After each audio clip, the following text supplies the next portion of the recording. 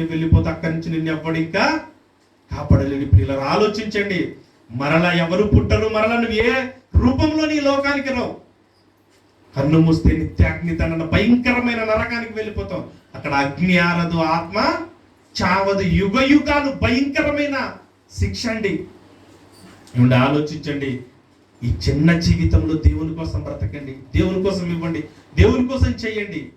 నువ్వు చచ్చిన వెంటనే ఏమండి ఎలాంటి లోకాన్ని దేవుడిస్తానంటే దేవుడున్న లోకాన్నే దేవుడు మనకి ఇవ్వబోతున్నాడు, పరలోకాన్ని. ఎంత గొప్ప లోకం అండి అది. అక్కడ ఆకలి లేదు, మరి తప్పిక లేదు, నీకు ఎలాంటి కోరికలు ఏమి ఉండవండి, అన్ని దేవుడు ఇచ్చేసుకుంటాడు.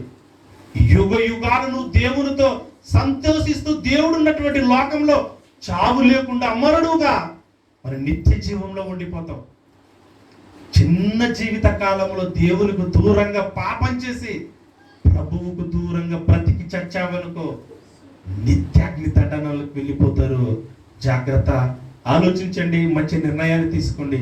ఈ సమయాన్ని నాకు ఇచ్చినటువంటి మరి అన్నయ్య గారికి, అలాగే ప్రిన్సిపల్ రంగనన్న గారికి, వచ్చిన మీ అందరికీ నా యొక్క వందనాలు తెలియజేస్తూ